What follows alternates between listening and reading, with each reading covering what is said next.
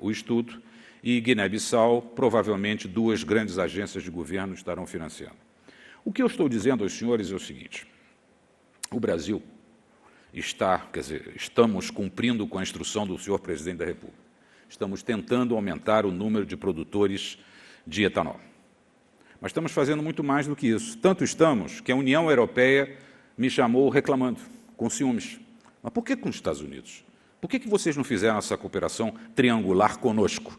Eu, docemente constrangido, fui a Bruxelas e estamos com eles trabalhando numa extensão do acordo do memorando de entendimento com os Estados Unidos. Os países estão sendo definidos e teremos mais países provavelmente produzindo biocombustíveis por conta deste conceito triangular. Esse conceito triangular, como eu disse no início, atende à preocupação brasileira de que precisamos aumentar o número de produtores e, em se tratando da União Europeia, de consumidores. Mas eu acho que tem uma dimensão maior. É o sentido de missão desse projeto. Imaginem as senhoras e os senhores, há anos atrás, se países desenvolvidos tivessem compartido com o Brasil avanços tecnológicos importantes. Teríamos tido uns atalhos muito relevantes em nosso processo de desenvolvimento. O que nós estamos dispostos a fazer agora é compartilhar com países em desenvolvimento avanços que logramos na área de biocombustíveis, na área de transformação de cana-de-açúcar em etanol, para ajudar o desenvolvimento de países em condições de crescimento parecida com as nossas. Sabendo-se que, no caso do Brasil, que é o exemplo que podemos tentar exportar, o setor agro-sucroalcooleiro é o que melhor paga na agricultura brasileira, é o que emprega um número bastante alentado de pessoas, é o que permitirá a esses países diminuir a fatura deles com o petróleo, e, mais do que isso, permitirá aos países a ter alguma renda com a eventual exportação do etanol para os Estados Unidos ou a União Europeia. Então, o memorando de entendimento Brasil-Estados Unidos é importantíssimo do ponto de vista bilateral e é muito importante do ponto de vista mundial, eu entendo. Já chegamos à África, saímos da América do Sul, da América Latina e Caribe, já chegamos à África e o mundo é o limite. O interesse nacional dos países será o limite. Muito obrigado. Obrigado, embaixador. Eu queria, antes de passar a palavra à Helena, fazer 2 breves comentários sobre o que nós ouvimos até agora. Nós ouvimos as palavras dos representantes dos governos.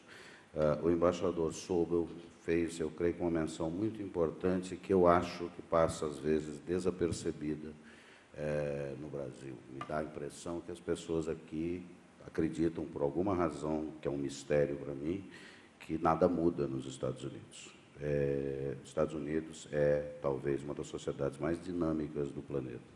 Eu, recentemente, escrevendo um artigo para uma publicação americana, me deparei com algumas afirmações feitas por um senhor chamado Tom Vilsack, ex-governador de Iowa, que é o estado segundo maior produtor de milho, maior produtor de etanol dos Estados Unidos.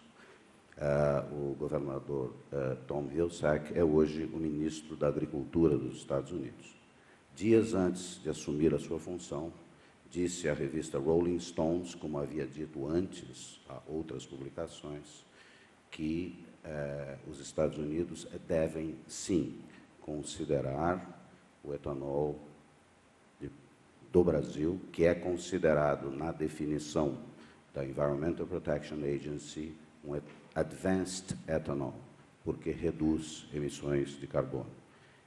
Palavras do secretário de Agricultura dos Estados Unidos. Então, aqueles que acreditam que essa é uma discussão parada nos Estados Unidos, existem forças de diferentes áreas que competem por espaço, mas os especialistas americanos, a começar pelo atual secretário da Agricultura, está muito consciente.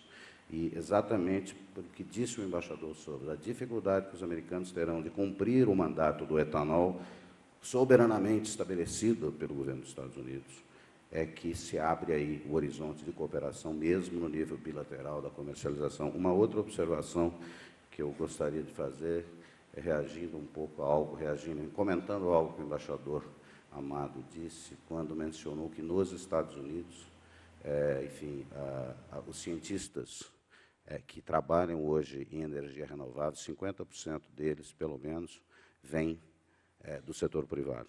Queria dar um dado a vocês que está num estudo que está indo para a gráfica hoje em Washington, que nós produzimos no Instituto Brasil sobre inovação no Brasil. No Brasil, 20% dos cientistas trabalham em empresas, 80% dos cientistas trabalham em universidades. Nos Estados Unidos é exatamente o inverso. A inovação, como vocês sabem, é a capacidade de transformar conhecimentos em produtos, processos, em serviços que as pessoas queiram consumir. Se faz no setor privado, sobretudo. Aliás, o setor do etanol brasileiro é uma prova disso.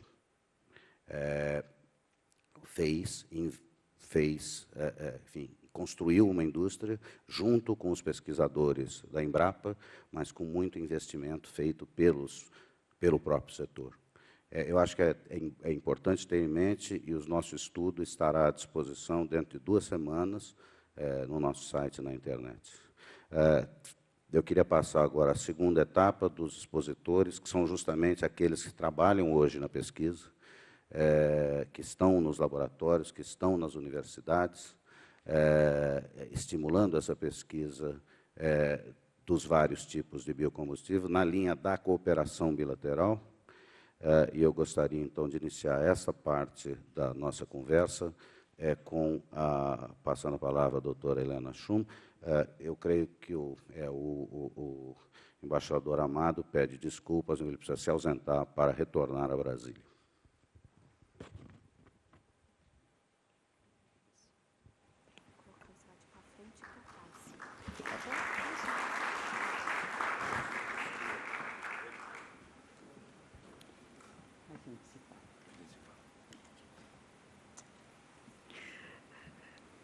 Muito boa tarde, é um prazer muito grande para mim estar aqui.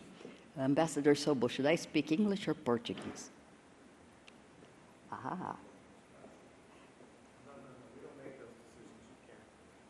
You don't make those decisions? Half and half sounds good. It's really a pleasure. Since I've been working for about 30 years in the United States at the National Renewable Energy Laboratory and its precursor organization, the Solar Energy Research Institute, and for about almost that long, trying to work and establish relationships between Brazil and the United States in research and development. So it is a pleasure to show how we have been able to move forward in this particular area and show you what has been done, and I will focus in one area, but I'll give you a sense of movement. So the bilateral collaborations have been done with the lead of the United States Department of Energy. The Department of Energy is in the Office of Energy Efficiency and Renewable Energy. The laboratory is its part in the family of laboratories of the Department of Energy. So NREL is the laboratory of the Office of Energy Efficiency and Renewable Energy in the United States. And in this bilateral, we also have the United States Department of Agriculture. And both agencies have worked together in trying to do the advancement of R&D of next generation of biofuels technologies. So between 2007 and now, we have had many visits that are government level, 2 visits that are technical bilateral delegation visits. We have identified specific collaborations and done one since 2007, since August of 2007, on joint sustainability research. This is an example of the Brazilian delegation that visited, and this is the example of the visit at the National Renewable Energy Laboratory. And what we had were industries from Brazil, universities, laboratories from Brazil, and what was very nice to see all the levels of government together, energy, agriculture, industry, relevant parts, and Embrapa, all of them interested in this particular area. One of the things that we've noticed very easily, that if I can put an issue forward, is that research in areas of active intellectual properties is still a difficulty.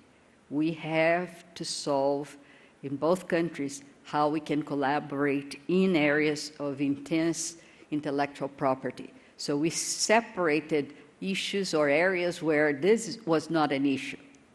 We came to the United States, from the United States to Brazil, a delegation from the USDA, from laboratories and with DOE, and we identified areas as well that we could work without having an intellectual property. If you solve the issue of intellectual property, there are many other areas that could be done as well. But the biochemical, biological, thermochemical R&D for producing biofuels of next generations, systems integration modeling, we have done work in the life cycle analysis, in techno-economic evaluations, and I'll tell you where we are. The USDA identified several areas in the production of biomass, and there's a lot of exchange that can happen very productive with the USDA in Brazil. Let me go back a little bit.